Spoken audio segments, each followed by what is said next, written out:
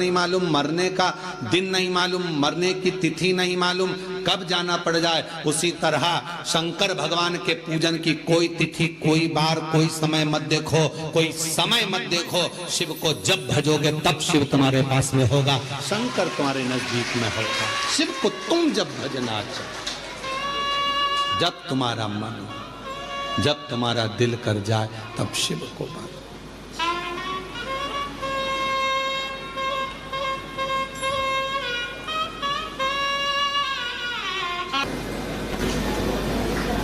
कोई समय शिव को पुकारने का नहीं है कि इस समय पर भगवान को पुकारोगे तो जल्दी आएगा।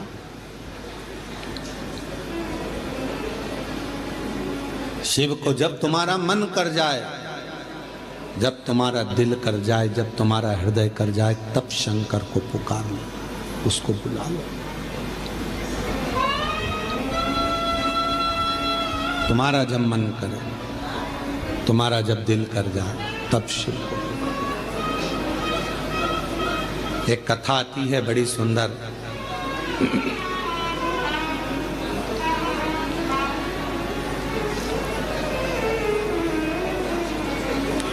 एक बार माँ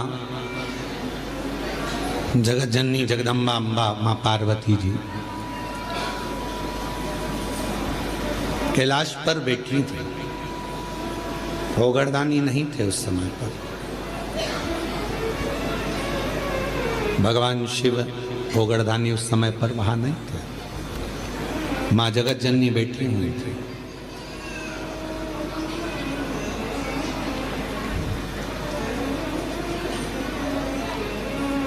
एक बूढ़ा ब्राह्मण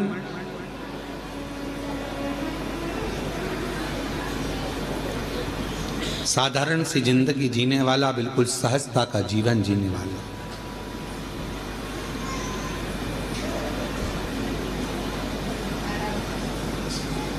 अपने काम में चलते चलते चलते चलते जा रहा। रोज उसका नियम था भगवान की भक्ति करना, स्मरण करना, जप करना, पाठ करना। शाम का समय था, देख नहीं पाया, ध्यान गया नहीं, और मालूम पड़े कि उसके चरण एक खड्डे में गिर गए और खड्डे में पड़ने से उसका पांव टूट गया, शरीर में चोट लग गई। उसके घर के लोगों ने उसको घर में ले जाकर सुला दिया। बहुत दिन तक वो घर में ही पड़ा रहा, घर में। जगत जननी जगदम्बा अम्बा माँ पार्वती जी ने देखा, कब से पड़ा हुआ है ये, कितने दिन से पड़ा हुआ है। शिव जी को इसका ध्यान नहीं है क्या?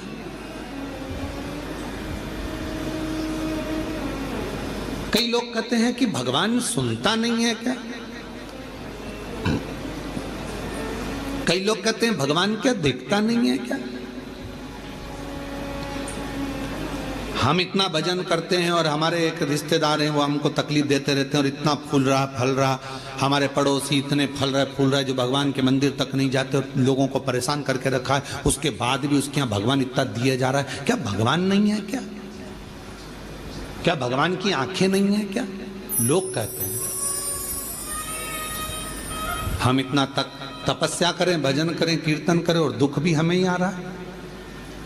और वो इतना कष्ट देने के बाद दुनिया के लोगों को चूसे जा रहा है, धन लिए जा रहा है, लिए जा रहा है, लिए जा रहा है, लोगों को कष्ट दिए जा रहा है और उसके बाद भी फल फूल रहा है। क्या भगवान नहीं है क्या? है तो फिर जो इतना दुनिया को कष्ट दे रहा है वो इतना फल फूल क्यों रहा है? उसका कारण आज का नहीं है, पूर्व का है। कोई पिछले जन्म का उसने अच्छा कर्म करा होगा तो आज उसको भगवान ने इतना गाड़ी बंगला सत्ता वैभव जायदाद सब पूर्व का करा होगा, आज भोग रहा है। और आज आने के बाद अगर वो बेकार कर्म कर रहा है तो एक जन्म नहीं, ना जाने कितने जन्म भोगेगा। और तू आज अच्छा कर रहा है, दुख मत मना, तूने पूर्व में कोई गलत कर्म करा होगा तो आज तेरे पास में ना थोड़ा धन कम है, वैभव कम है, सत्ता कम है, पर तेरे पास भजन तो ज्यादा है ना। भजन तू कर रहा है, शिव की आराधना कर रहा है, साधना कर रहा है, कर ले, अगला जन्म सवर जाएगा तेरा, फिर तुझे कोई जन्म नहीं लेना पड़ेगा, कोई जन्म, फिर तुझे कोई जन्म नहीं लेना।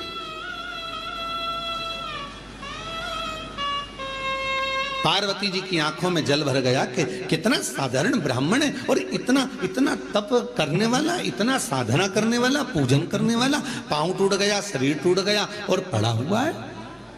शिव जी का ध्यान नहीं है क्या? थोड़ी देर बाद भगवान शंकर आ गए, पार्वती जी उनसे रूठ कर बैठ गए। क्यों? क्योंकि भक्तों की दशा नहीं देखी गई, भक्तों की दशा नहीं देखी गई, माता से रूठ कर बैठ गए। शिव जी ने पार्वती जी से कहा, क्या बात है जगत जननी, तुम आज रूठी हुई सी दिखती हो। प्रभु आप इतने बड़े दयालु है, भगवान ने आपको 3-3 नेत्र दिए हैं, उसके बाद एक ब्राह्मण भक्त की दशा नहीं देखी जा रही तुमसे? जो रोज मंदिर जाता था, रोज भजन करता था, उसके पांव में चोट लग गई, कमर टूट गई, पांव टूट गया, वो पड़ा हुआ है पलंग पर, उसकी दशा नहीं देखी जा रही तुमसे?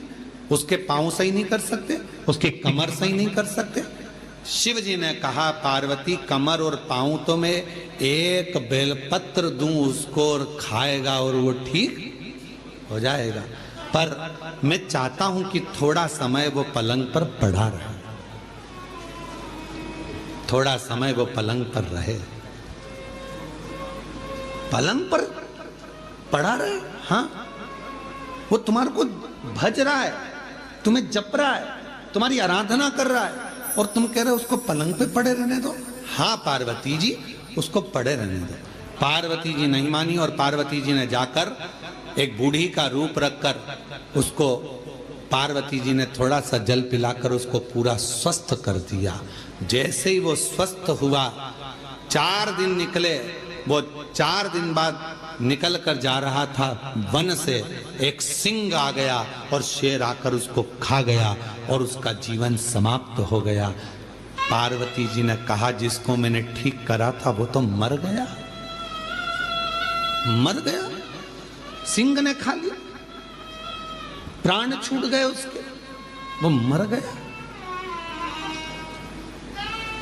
शिव जी के पास गई पार्वती जी, वो मर गया प्रभु, जिसको मैंने ठीक करा था उसके प्राण छूट गए। शंकर भगवान कहने लगे, पार्वती तुम जान नहीं पाई मुझे, हे जगत जननी, मैं काल अधिपति महाकाल हूं, मैंने उसकी मौत को देख लिया था, इसलिए तुझसे कहा था कि इसको पलंग पर पड़े रहने दे। ये पड़ा रहता, इसकी मौत टल जाती और ये ठीक होकर फिर अपने काम में लग जाता, पर तूने चलने नहीं दिया। आप में से कई लोग हैं ऐसे जो भगवान को दोष देते हैं, कई लोग कथा श्रवण करने वाले भी ऐसे हैं जो परमात्मा को दोष देते हैं। हम इतना पूजन पाठ करते हैं तो दुखी हैं, हम जल चढ़ा रहे हैं तो दुखी हैं, हम मंदिर जा रहे हैं तो दुखी हैं, वो व्यक्ति इतना फल फूल रहा है, वो ऐसा कर रहा है, हम दुखी हैं। हम ना परमात्मा को धन्यवाद देना कि मैं तेरी निगाह में हूं, मैं तेरी निगाह, धन्यवाद दो। थोड़ा सा कष्ट आ गया तो रोना नहीं, भगवान को धन्यवाद देना कि कोई बड़ा दुख आने वाला था, थोड़े से दुख पर निकाल दिया। हाथ में लग गई, पांव में लग गई, घर में पड़े हो ना, तो परमात्मा चाहता है कि तेरे साथ कोई घटना घटने वाली थी तो निपटने वाला था, इसलिए हाथ पैर तोड़कर तुझे घर के अंदर पटक दिया कि तेरी जिंदगी बच जाए, तुझे कहीं जाना ना पड़ जाए। छोटी सी तो निकाल दिया, छोटी सी।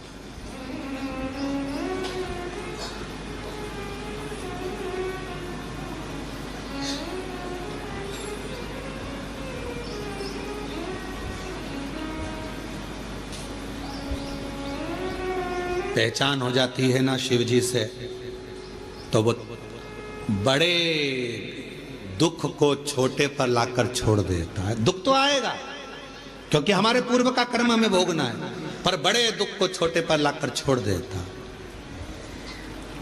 पहचान है तो तुम्हारे गांव में हॉस्पिटल है? अरे बोलो तो ठीक है, हॉस्पिटल में डॉक्टर साहब हैं, नर्स मैडम, ठीक है, डॉक्टर से पहचान है, नर्स से पहचान है, नहीं है तो कर लो। डॉक्टर से पहचान होगी तो ज्यादा दवाई नहीं लिखेगा, नर्स से पहचान होगी इंजेक्शन भी लगाएगी तो धीरे से लगाएगी, पहचान वाली है, नहीं तो टोच देगी। बोलो सही है कि गलत है? हॉस्पिटल में जाते हैं, बच्चे को रोना आता है, मैं इंजेक्शन नहीं लगवाऊंगा, मैं इंजेक्शन नहीं लगवाऊंगा, मैं सुई नहीं लगवाऊंगा। पापा कहते हैं अपनी पहचान वाली है, आंटी है पहचान वाली है तो चिंता मत कर, बिल्कुल दर्द नहीं होगा। और उसने तुरंत थोड़ा सा मला लगाया रुई का पुआ और धीरे से बात करते करते इंजेक्शन लगा दिया और रुई मल कर कह दिया बता तुझे दर्द हुआ? नहीं। क्यों? तेरे पापा से हमारी पहचान है बेटा, पहचान काम आती है इसलिए दर्द नहीं होने दिया। परमात्मा की पहचान कब काम आती है? जब दुख आता है, परमात्मा थोड़े में निकाल देता है, तब काम आता है। शिव जी पे चढ़ा एक लोटा जल कब काम आएगा? जब दुख आया और तुम्हारा दुख धीरे से निकल गया, तब भगवान कहेगा देख ले मैंने बहुत आराम से इंजेक्शन लगवा दिया, शांति से काम निकलवा दिया, दुख निकल गया, दुख तकलीफ निकल गई, कष्ट निकल गया, थोड़े से निकल, थोड़े से। और कोई पिछले जन्म के अच्छे कर्म मुझे बाबा तेरा कोई पिछले जन्म के अच्छे कर्म मुझे बाबा तेरा जहाँ सारी दुनिया झुकती है, जहाँ सारी दुनिया झुकती है, मुझे वो आली दरबार मिला, दरबार कोई पिछले जन्म के अच्छे कर्म मुझे बाबा तेरा मिला, कोई पिछले जन्म के अच्छे कर्म मुझे बाबा तेरा साथ मिला। ये कोई पूर्व का हमारा अच्छा भाव होगा, शिव जी से हमारी पहचान होगी। जो बड़ा दुख आने वाला था वो थोड़े पर निकल गया। डॉक्टर से पहचान होगी तो दवा कम लिखेगा, और अगर पहचान नहीं होगी तो पूरी थैली भर कर लिख देगा। इसलिए परमात्मा से पहचान कर लो तो दुख थोड़ा कम लिखेगा, सुख ज्यादा लिख देगा। उससे पहचान कर पहचान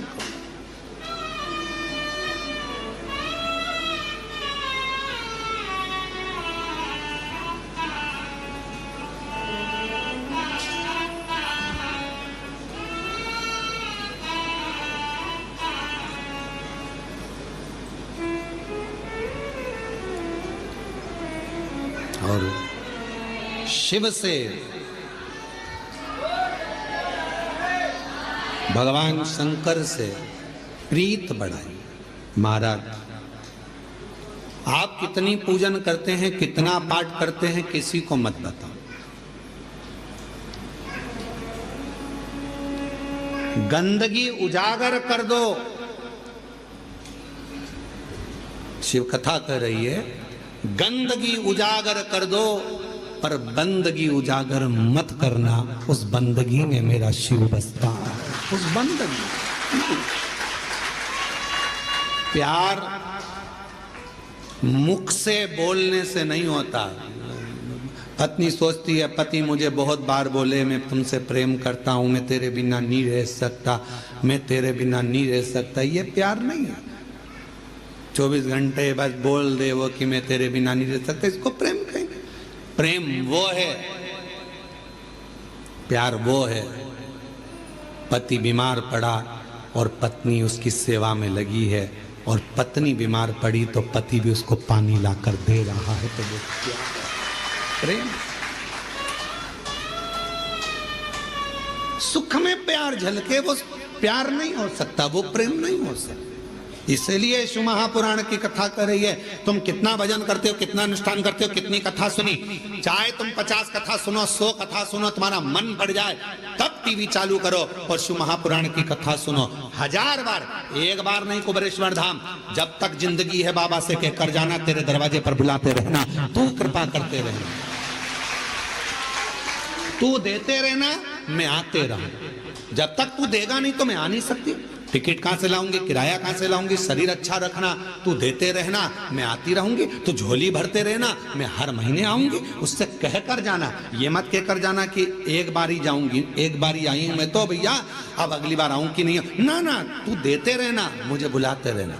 दामोदर प्रसाद जी, भगवान को कहकर जाना, भोलेनाथ जी को, जैसे पूरे गांव के साथ में कथा सुनने आया हूं, ऐसे साल 2 साल में फिर बुला लेना, इतना देना कि फिर बाबा बुलाए, फिर बुलाना।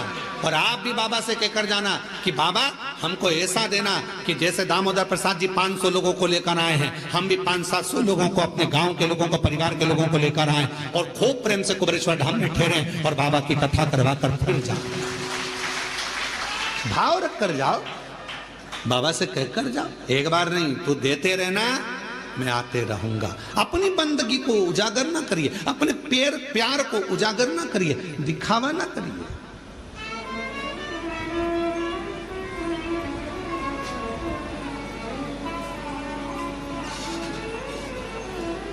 जो 50 रुपए के चाउमीन में प्यार दिखा देते हैं, जो 10 रुपए की पेट्रोल में मोटरसाइकिल पर घुमाकर प्यार दिखा देते हैं, वो प्यार नहीं होता। फिर हरिद्वार में जो अटैची मिलती है उसमें टुकड़े मिलते हैं, वो प्यार नहीं होता, वो प्रेम नहीं है, इसको प्यार नहीं कह सकते, इसको केवल कह। आजकल डॉक्टर कह देते हैं कि आप तारीख चुन लीजिए, कौन सी तारीख को ऑपरेशन करना है, हम बच्चे को उस समय पर उस तारीख में उतनी बजे, जितनी बजे बोलोगे उतनी बजे हम ऑपरेशन कर देंगे। बोलो सही है कि गलत? उतनी बजे। अब आपने तारीख निकलवा ली, आपने समय निकलवा लिया, आपने पल निकलवा लिया, डॉक्टर साहब मैडम इतनी बजे आप ऑपरेशन कर देना, इस तारीख को ऑपरेशन कर देना, तो अब कुंडली काम करेगी क्या? क्योंकि तुम्हारी मर्जी से बच्चा हुआ है, इतनी बजे कर देना, इतनी तारीख को कर देना। पहले परमात्मा की मर्जी से होता था, जब वो चाहता था तब दर्द उठता था और जापा होता था तो कुंडली काम करती, पत्रिका काम करती। अब तुम्हारी मर्जी से हो रहा है, तुमने कह दिया बुधवार के दिन इतनी बजे, इतनी तारीख को इतनी बजे बच्चे को जन्म ऑपरेशन कर देना, बच्चा जन्म ले लेगा, और तुमने फिर वो बनवाई। अब वो काम क्या करे?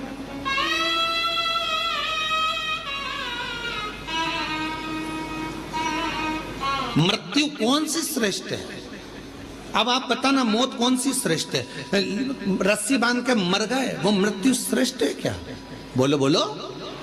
कुछ खा के मर गए, वो मृत्यु श्रेष्ठ है क्या? जम के बोलो। नदी में कूद के मर गए, वो मृत्यु श्रेष्ठ है क्या? रेल के अंदर कूद के मर गए, कुएं में मर गए, यहां मर गए, वो मृत्यु श्रेष्ठ है क्या? नहीं। मृत्यु कौन सी श्रेष्ठ है? जब कुछ भी तुमने गलत नहीं किया, ना सुसाइड का मन में विचार करा, पर परमात्मा स्वयं तुझे लेने के लिए मृत्यु लोक में आया और वो तुझे लेकर चले गया, वो मृत्यु श्रेष्ठ मानी गई है, वो मृत्यु श्रेष्ठ। अब तुम अपनी मर्जी से मर रहे हो, ट्रेन में बिना टिकट के चढ़ रहे हो, सीधी बात है ना, समझो उसको।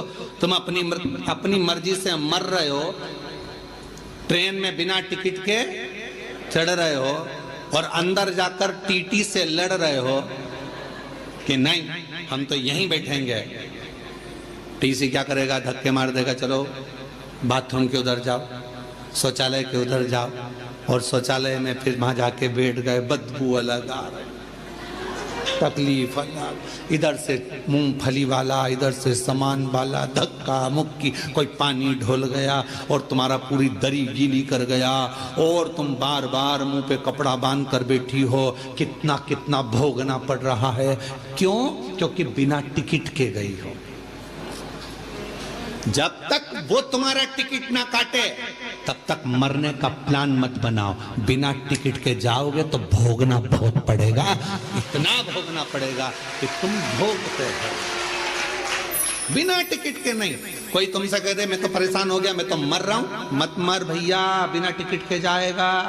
एक बार ट्रेन में सफर करके देख ले, बाथरूम के पास बैठ के जाना पड़ता है बिना टिकट के, कितना धक्का खाना पड़ता है, कितनी गाली खाना पड़ती है। कोई पानी ढोल जाता, कोई कुछ कर जाता, कहीं का बीड़ी वाला बीड़ी का धुनक रहा है, कोई सिगरेट वाला, कहीं तंबाकू वाला, कहीं ये वाला, कहीं वो वाला। उसी तरह अगर बिना टिकट के चले गए, परमात्मा लेने नहीं आया और तुमने सोच लिया मैं तो मर जाऊं और तुमने सुसाइड कर ली, याद रख लेना, ट्रेन का सफर कर कर देख लेना, बिना टिकट के कितने धक्के खाना पड़ते हैं। उसी तरह बिना बुलाए अगर तुम चले गए, सारे नरकों में धक्के खाओगे, इधर से कूचा उधर से कूचा, ऊपर जाके कहोगे अब दोबारा से सुसाइड नहीं करूंगा, अगला जन्म दो, फिर कभी नहीं मरूंगा कभी।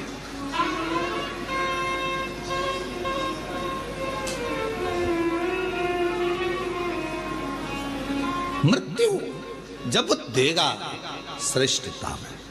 तो मौत का कोई समय नहीं है मरने का समय। मुहूर्त निकाला है तुम लोगों ने,